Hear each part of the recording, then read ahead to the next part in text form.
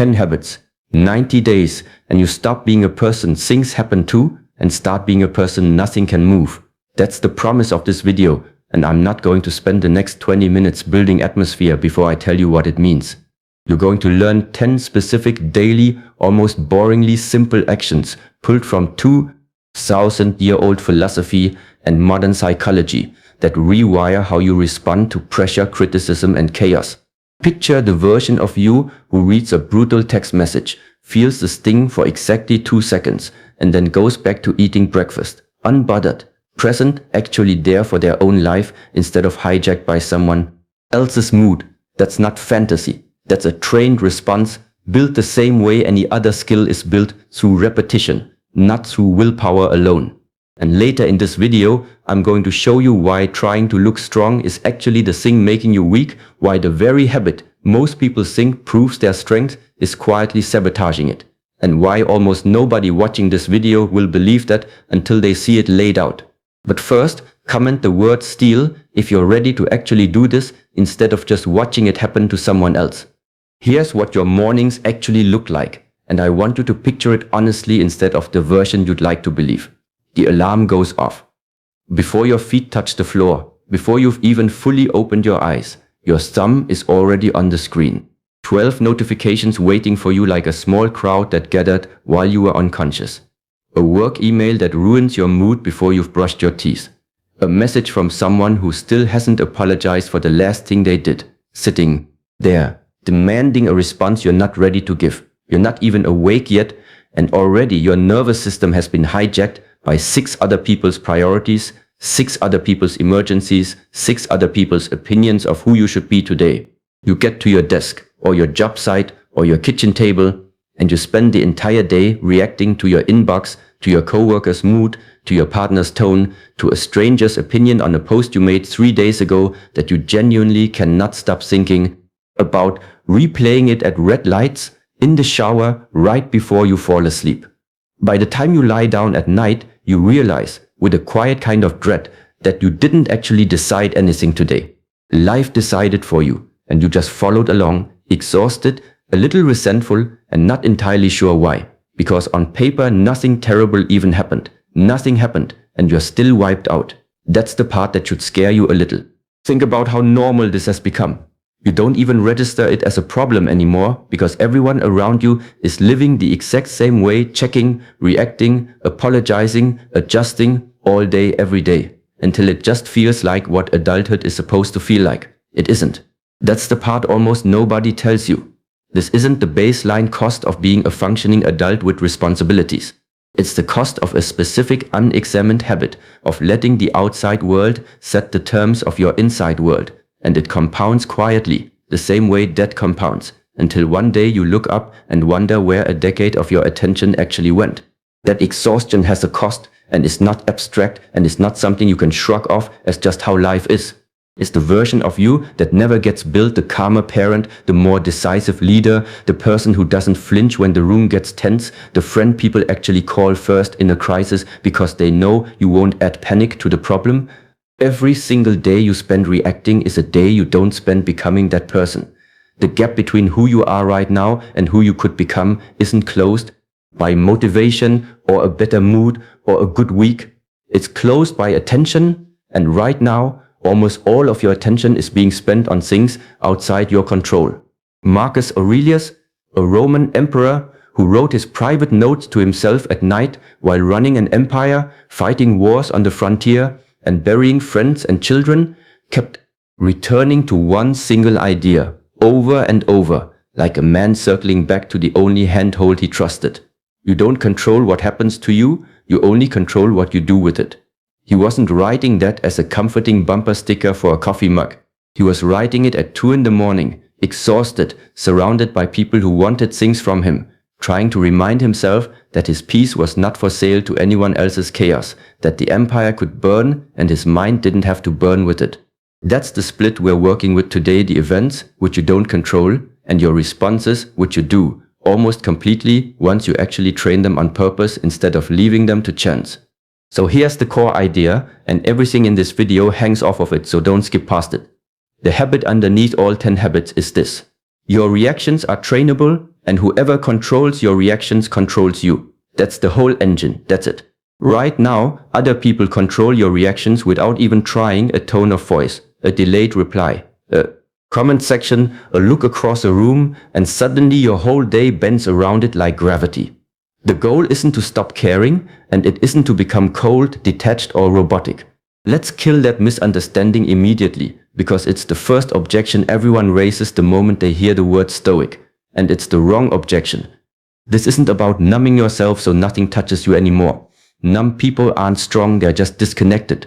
And disconnection isn't peace, it's a slower, quieter kind of suffering that looks calm from the outside and feels hollow from the inside. What we're building here is the opposite of numbness, it's precision. You still feel everything, fully, honestly. You just stop handing the steering wheel to whoever happens to be standing closest to you in the moment. And this puts you directly at odds with what the culture around you actively rewards every single day in ways you've probably stopped noticing. Modern life applauds the reactive person. Post the outraged comment, clap back publicly. Perform your feelings loudly enough that everyone watching can see how much you care, how wronged you are, how right you are. Being visibly triggered has quietly become a kind of social currency, proof that you're paying attention, proof that you're passionate, proof that you're alive and engaged instead of checked out. The Stoics would look at that entire economy and see something closer to slavery than freedom. Not because feeling things is weak, feeling things is human, and pretending not to feel is its own kind of dishonesty. But handing your emotional steering wheel to a stranger's opinion every single time, without noticing you're doing it, is weak, no matter how loud or righteous it looks in the moment. The quiet, deliberate person, the one who doesn't need an audience to know they're strong, looks almost invisible next to all that noise. That's not a flaw in the plan. That's exactly the point, and it's a point we're going to come back to at the end of this video. You might already sense a quiet resistance building as you hear this, a small internal voice insisting that caring loudly, reacting visibly, defending yourself publicly is just who you are, just your personality, not a habit at all. It's worth questioning that assumption gently before we go further.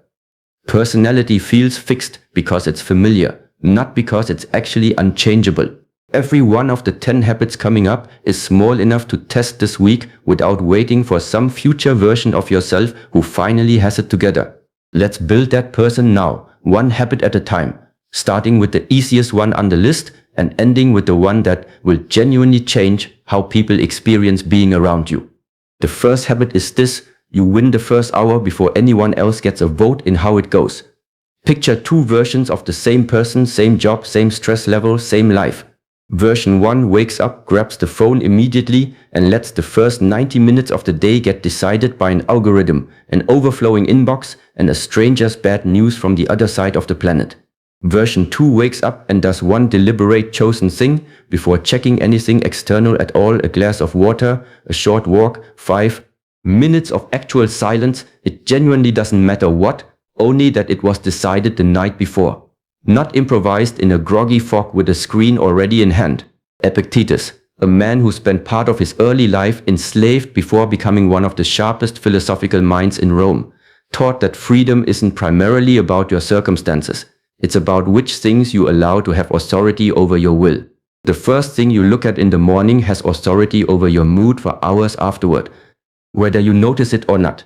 Psychologists call a version of this anchoring. The first piece of information you receive disproportionately shapes everything that follows, even when it has logically nothing to do with what comes next. A stressful headline at 7 a.m. quietly colors a 2 p.m. meeting that has absolutely nothing to do with the news. So here's the reframe. This isn't about productivity, and it's definitely not about hustle culture morning routines with cold plunges and vision boards and 5 a.m. wake-up calls. It's about a single question: who casts the first vote on your mood today? You, or whoever happens to be loudest in your notifications the second you wake up. Starting tomorrow morning, pick one single thing you'll do before you touch your phone. Not 5 things. One. Something so small and so achievable that you genuinely can't talk yourself out of it on a bad day. The second habit escalates a little further. Do the one thing you're avoiding before you do anything else. Everyone watching this has that task right now, the phone call you keep rescheduling in your head, the hard conversation, the invoice you haven't sent, the workout you keep pushing to later until later quietly becomes never. You already know exactly what yours is. Picture the version of your day where you do everything else first, check email, tidy your desk, scroll for just 5 minutes, that somehow becomes 40, and that one avoided task sits there all day like a low hum underneath everything else you do. A background static of guilt you've gotten so used to, you barely register it consciously anymore. Seneca wrote to a friend that we suffer more often in imagination than in reality, that the anticipation of a hard thing is almost always heavier than the thing itself, once you're actually inside it. Avoidance doesn't remove the discomfort. It just stretches its thin across the entire day instead of containing it to the 20 minutes it actually deserved. This is what psychologists call the Zeigarnik effect. Unfinished tasks stay active in your working memory, quietly draining your attention even while you're doing something else entirely, which is exactly why the avoided task feels louder the longer you avoid it, not quieter, no matter how much you try to distract yourself from it.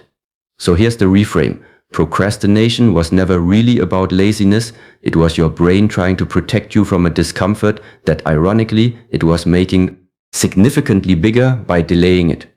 Tomorrow, before you open anything else on your to-do list, do the thing you're avoiding for just 10 focused minutes. You don't have to finish it, you just have to start it before you start anything easier.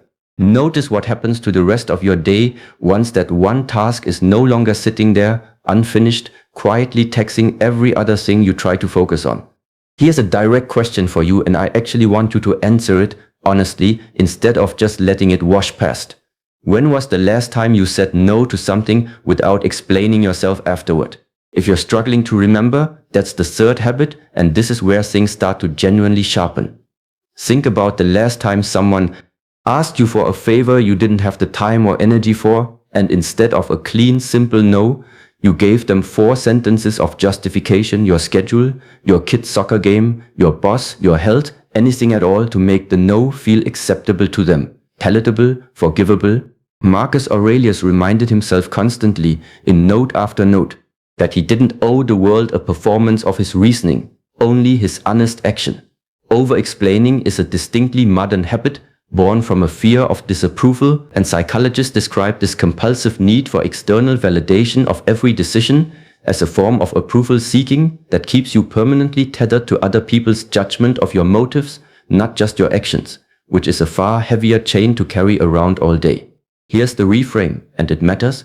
Boundaries without explanation aren't rude. Explaining yourself constantly isn't politeness, it's often a quiet request for permission you don't actually need from someone who was never entitled to grant it. Practice this today. The next time you say no to something, stop after 1 sentence. Let the silence sit there, uncomfortable and unresolved. It will feel unbearable the first few times you try it. That discomfort, specifically, is the muscle-building force habit. And this is where the escalation really starts to bite. Sit with discomfort instead of numbing it immediately. Picture the end of a hard day. You're irritated, tired, a little raw around the edges, and your hand reaches almost automatically for the phone, the snack, the drink, the show, anything at all that makes the feeling disappear in the next 90 seconds without you having to actually feel it. That's not a character flaw on your part, that's a basic design feature of a human brain, but it's one worth noticing rather than obeying blindly every single time. Epictetus separated the world into things within our power and things outside it, and he placed feelings themselves in a strange, useful middle ground. You can't always choose the first spark of an emotion when it hits, but you can absolutely choose whether you feed it afterward or let it pass through you unattended. Here's the counterintuitive part most people never actually hear anywhere else. The discomfort you're rushing to numb usually only lasts about 90 seconds if you just let it move through you without acting on it in any direction. That's not a mystical claim or a wellness slogan, it's basic emotional physiology. The initial neurochemical wave of a strong feeling is genuinely short. What makes it last for hours, sometimes days, is the story we keep telling ourselves about it afterward, replaying it, feeding it, narrating it into something bigger than it started as. This connects to something psychologists call experiential avoidance. The more we structure our lives around avoiding a particular feeling, the bigger and more controlling that feeling quietly becomes over time, almost as if it's punishing you for the avoidance itself. Here's the reframe. Discomfort isn't a signal that something is fundamentally wrong with you. It's just weather passing through a body that's still standing regardless. Today, the next time you feel that familiar urge to numb something small, set a timer for 90 seconds and just sit there with it.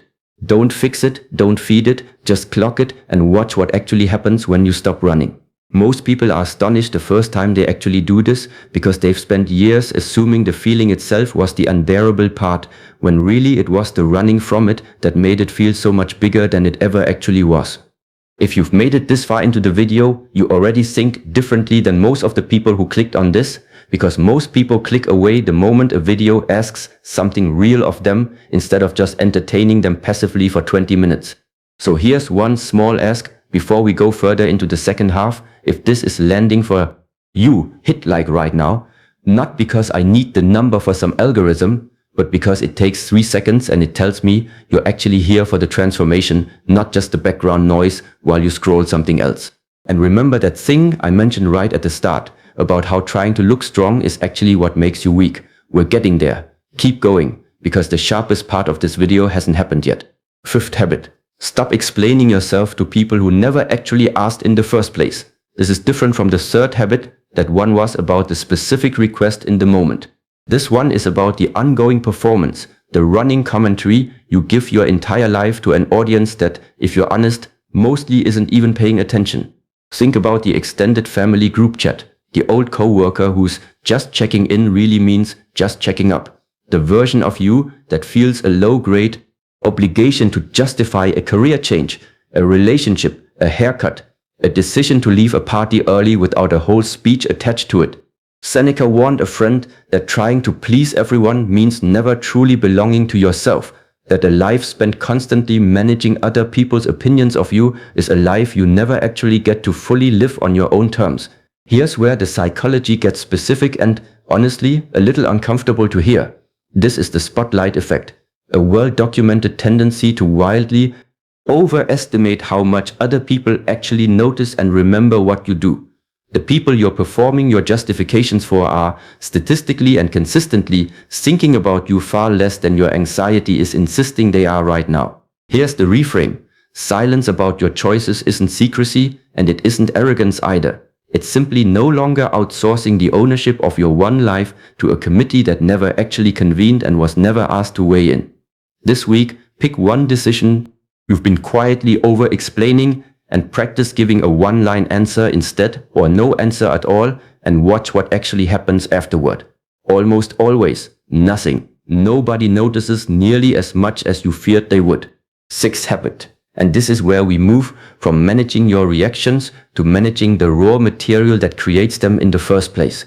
Audit your inputs like your mind is a room you're personally responsible for keeping clean. Picture your average evening 30 or 40 minutes of scrolling accounts that make you compare your body, your income, your relationship, your entire life to a highlight reel edited by someone with a direct financial incentive to make you feel behind. You didn't consciously choose most of what entered your head today. An algorithm chose it for you, optimized not for your well-being, but purely for your attention. And it doesn't particularly care what that attention costs you emotionally by the end of the night. Marcus Aurelius wrote that a person's mind takes on the color of their thoughts. The way fabric slowly takes on dye, repeated exposure isn't neutral, it stains you gradually, without your permission, unless you notice it happening and interrupt it on purpose. This connects directly to social comparison theory, the well-established psychological finding that constant upward comparison to others, especially curated and filtered versions of others, reliably lowers mood and self-worth over time, even when we know intellectually that the comparison itself is unfair and incomplete. Here's the reframe. This isn't about deleting every app or becoming a hermit, and it's genuinely not a purity test you need to pass. It's about noticing that you would never let an actual person speak to you the way some of your daily inputs quietly do, and yet you let them in for free every single day, without question, without an invitation ever being extended. Today, do one honest 15-minute audit, scroll back through your last hour of consumption and ask yourself plainly, did that make me calmer and more capable, or did it just make me more anxious and more convinced I'm behind? Cut one specific source that consistently fails that test, starting today. Not forever, necessarily, just long enough to notice what changes when it's gone. Most people are shocked by how much lighter a single week feels once one specific account, one specific group chat, one specific habitual scroll is quietly removed from the rotation. You don't need a full digital detox and a retreat in the mountains. You need one honest cut, made on purpose, based on evidence instead of vague guilt. 7th habit, and notice how the stakes keep climbing with each one. Do the thing nobody will ever thank you for. Picture the unglamorous version of integrity. You return the extra change the cashier gave you by mistake, even though no one on earth would ever know. You finish the boring, invisible part of a group project that no one will ever inspect closely. You tell a small, costly truth in a room where a comfortable lie would have been easier and no one would have checked either way. None of these earn applause. That absence of applause is exactly the test. Epictetus taught that character is what you do when there's no audience left to perform for. That the true measure of a person isn't their public actions at all, it's the actions they'd still take even if no one on earth would ever find out about them. Psychologists studying integrity and moral identity have found something remarkably consistent across different populations. People whose sense of self-worth is anchored to internal standards rather than external praise show far more resilience under stress and far less anxiety about their reputation, because their self-image doesn't rise and fall with an audience shifting approval. Here's the reframe, and it genuinely matters. This is not about being a quiet martyr, and it's not about performing invisible good deeds to secretly feel superior to people who don't bother. It's about slowly building a version of yourself who is the exact same person whether or not anyone is watching, because that consistency, quietly, is the actual foundation everything else in this video rests on. Find one small, unglamorous act of integrity today, something genuinely no one will ever notice or verify, and do it anyway. Notice how different it feels from every performed good deed you've ever posted, mentioned, or hoped someone would see. There's a specific, quiet satisfaction to it that doesn't fade the way applause fades, because it was never borrowed from anyone else's opinion in the first place. It belongs entirely to you, permanently, whether or not another living person ever finds out it happened. 8th habit, and here's where we get uncomfortable in a genuinely useful way. Rehearse loss before it actually happens to you. This sounds bleak the first time you hear it stated plainly, so let me be precise about what it actually means, because it's not what most people assume. Picture spending 60 seconds once a day imagining something you love: your health, a relationship, your job, your home, your morning coffee on the porch being taken away from you entirely. Not obsessing over it, not spiraling into catastrophe, just briefly, deliberately sitting with the reality that none of it is guaranteed, none of it is owed to you by the universe, and all of it, without exception, is temporary. The Stoics call this premeditatio malorum, the premeditation of adversity, and Seneca practiced it constantly, reminding himself every single morning that nothing he currently had was truly his, only lent to him for an unspecified and unknowable amount of time. This isn't pessimism for its own sake, and it isn't about inviting bad luck. Psychologists have studied a closely related concept called hedonic adaptation, our brain's relentless tendency to normalize whatever we currently have until we stop consciously noticing it entirely. The house, the health, the person lying beside us, all of it fades quietly into background noise within weeks unless something deliberately interrupts that process on purpose. Briefly rehearsing loss is exactly that interruption. It's not there to make you sad or anxious, it's there to make what you already have loud again. Because gratitude for something you assume is permanent is sin and easily forgotten, and gratitude for something you actually know is fragile is real, sticky, and durable. Here's the reframe. This isn't about living in constant fear of losing everything you love. It's the opposite of fear. It's the only reliable method most people ever find to stop taking their actual life for granted while they're still fully living inside of it.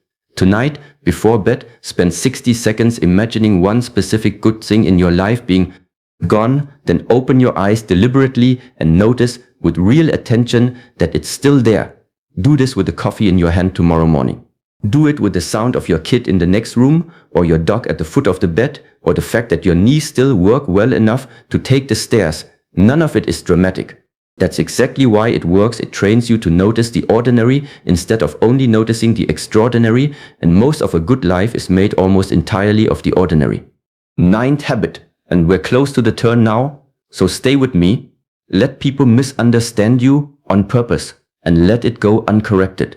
This is genuinely one of the harder habits on this entire list because it runs directly against almost everything you've been trained to do since childhood, which is to carefully manage how you're perceived at nearly any cost in nearly every room you walk into. Picture a moment where someone draws the wrong conclusion about your motives. They think you were rude when you were actually just being direct. They think you don't care when you were actually protecting your limited energy. They think you're arrogant when you were actually just done explaining yourself for the 5th time this month to someone who wasn't really listening the first 4 times. Every instinct in you wants to correct the record immediately, to chase them down and clarify, to make sure the story in their head matches the truth in yours. Marcus Aurelius, running an empire full of people constantly forming opinions about him from a distance, wrote that he could not control what others thought of him, only whether his own actions were honest, and that spending his limited, finite time correcting every single misunderstanding would have cost him the very integrity he was trying so hard to protect in the first place. This connects to something psychology calls the illusion of transparency, our natural tendency to overestimate how clearly other people can actually see our true intentions, when in reality our internal state is almost never as visible to others as it feels to us from the inside. Here's the reframe. Being misunderstood by people who weren't going to stick around long enough to truly understand you anyway isn't a failure of your character, it's simply the tax you pay for no longer performing for an audience that never asked for the performance. The alternative, chasing every misread, defending every motive, litigating every misunderstanding, is a full-time unpaid job with no end date and no severance package. Practice this today. Let one small misunderstanding go completely uncorrected, and notice with some surprise that your world does not end because of it. And now here's the turn, the paradox this entire video has been quietly building toward, the thing I told you about in the very first 30 seconds and asked you to hold on to. Almost everyone watching this video believes that strength looks like something specific: a straight back, a hard tone, a viral comeback, visible confidence. A person who clearly, loudly, unmistakably is not to be messed with. And almost everyone is wrong about that, because the moment strength becomes a performance, it stops being strength and starts being a request for approval wearing strength clothing. Here's the uncomfortable truth sitting underneath all 10 of these habits, the one most people never get told directly.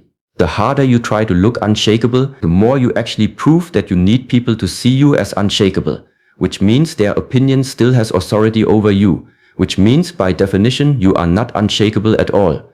Real steadiness doesn't announce itself. It doesn't need witnesses, doesn't need a comment section, doesn't need to win the room. The person who has genuinely stopped needing your approval doesn't perform that fact loudly for you, they just quietly, privately stop asking. That's precisely why the calmest person in almost any given room is rarely the loudest one in it. And it's why the person who's actually dangerous in the specific sense of being genuinely hard to move is usually the one you'd never guess from the outside.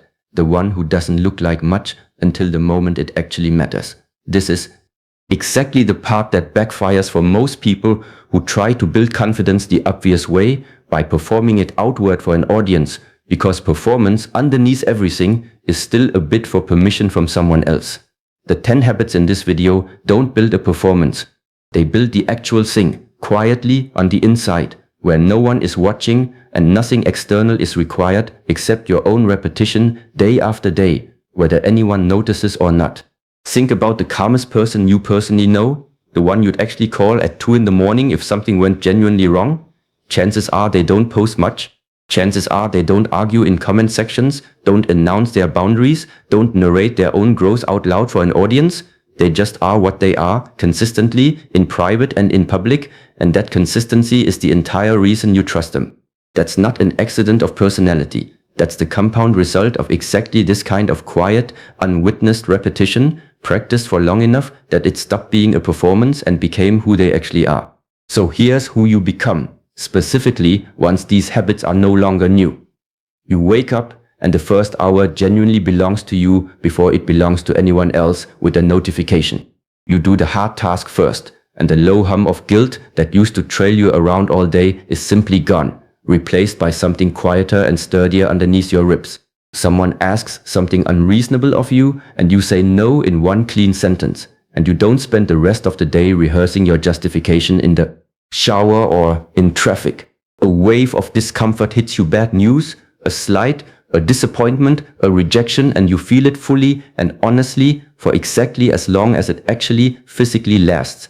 And then it passes through you like weather passing over a fixed point, because you stopped feeding it a story to keep it alive. You scroll less, and when you do scroll, you notice the actual feeling it gives you in real time instead of absorbing it blindly for 40 minutes without registering the cost.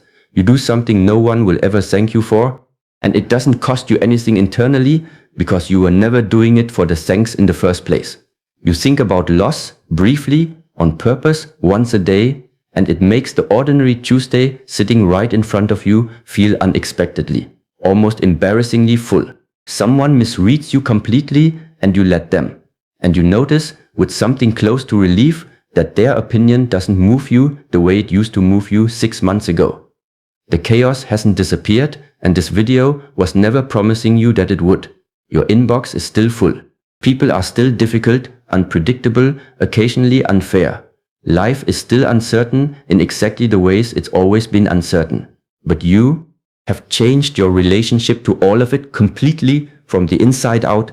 You're not reacting anymore, you're choosing. And the distance between those two states is the entire distance between the exhausted person from the beginning of this video and the person you're quietly on your way to becoming right now. People will start to describe you in words they can't quite pin down. Grounded, solid, hard to rattle. They won't know exactly why, because you won't have announced any of it. And that's the whole point. It was never for them to see happening. It was for you to build quietly one ordinary day at a time, until the ordinary days themselves became the proof. Here's your challenge, and I want you to actually take it, not just nod along and close the tab like you've done with the last 10 videos like this one. For the next 7 days, pick 3 of these 10 habits, not all 10. 3 is genuinely enough to start, and do them every single day without exception, even on the days you don't feel like it, especially on the days you don't feel like it, because those are the only days that actually count. Write the 3 you picked somewhere you'll physically see tomorrow morning, not just in your notes app where it'll die quietly by Thursday, a sticky note on the mirror, a card in your wallet, something that catches your eye before the day has a chance to talk you out of it. And if you remember nothing else from the time you just gave this video, remember this one line: you are not what happens to you, you are what you do next. That's the entire philosophy, boiled all the way down to 9 words, and it's the only sentence in this video actually worth memorizing. If you're taking the challenge, comment the word unstoppable right now before you close this tab and the momentum quietly disappears, because that comment is you making the decision real instead of letting it stay a fake thought you had while watching a video. And if something in this actually shifted for you today, subscribe, because there's a lot more of this coming, and I'd genuinely rather build it with you than talk to an empty room every week. Thanks for staying all the way to the end. Stay steady.